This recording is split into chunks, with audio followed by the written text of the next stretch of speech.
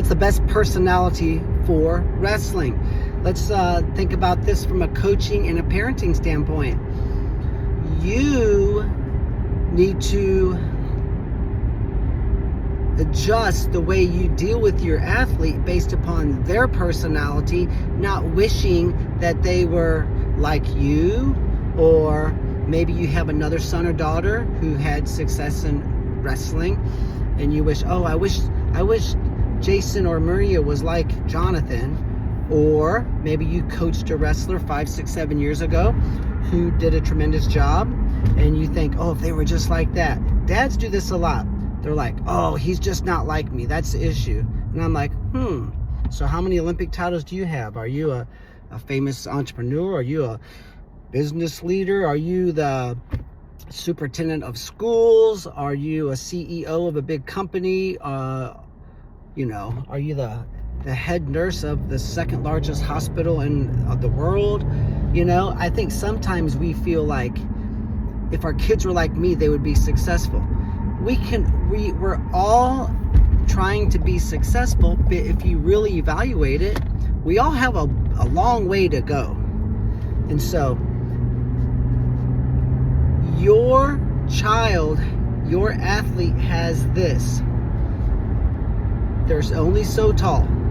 They have such a certain level of athleticism. If they have Jordan Burroughs' athleticism, they could probably wrestle and emulate Jordan Burroughs a little bit.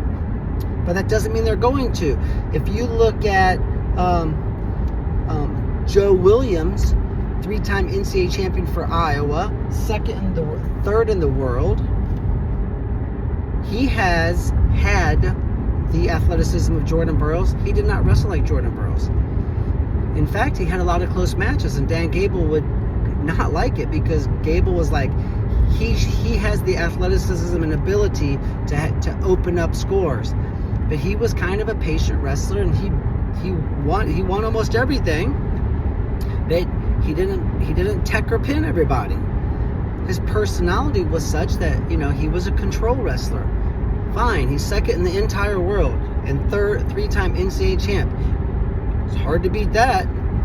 So your goal is to leave your athletes alone and quit making them feel broken because they don't have the same personality as your other wrestler, your wrestler from 10 years ago, your son, your brother's daughter, your coworker, or you, or some guy or girl on TV.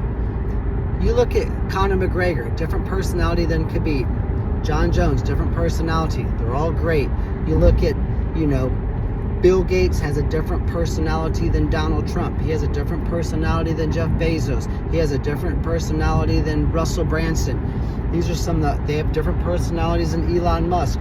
These are some of the most successful human beings on planet Earth in the business world, and all 4 or 5 of them that I mentioned have different personalities.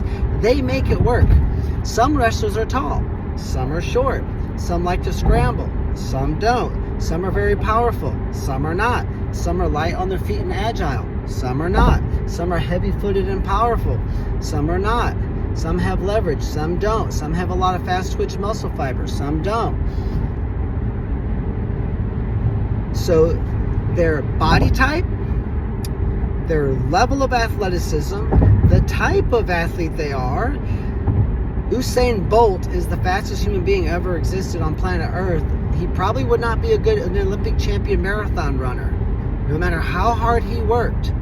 But you trying to say, nope, I want you to act like this Olympian track runner and have that personality, you'd be so much better if you would only do that. And I want you to train for a marathon. He would suck. He has to use his personality. He has to use his athleticism. So on the football field, if you put the cornerback on the defensive line, he's not going to make a JV football team. But if you put those two athletes on the field and the position that matches their level of talent and athleticism and body type and all of these factors, hey, they have a very good chance. And then you have to coach them, mom and dad and coaches, accordingly based upon the personality that they have. And now your personality can be both bad and good. And I've talked about this before with my coaches, trying to let them know that we all need to kind of be on the same page here. So, I'll use two guys. We had a guy, Carter McAllister, tremendous wrestler, won everything since he was a kid. Plays a Super 32, wrestles at Mizzou. He's very laid back. That's a good thing. Ryan Meek, undefeated state champ twice. He wrestled at the University of Ohio. Probably a little bit like me. Uptight, micromanage. He just is. And you say, Ryan should be like Carter. And then Carter's dad might say, Carter should be more like Ryan. Hey, leave him alone. Now Carter, he's pretty laid back. That's a very good thing.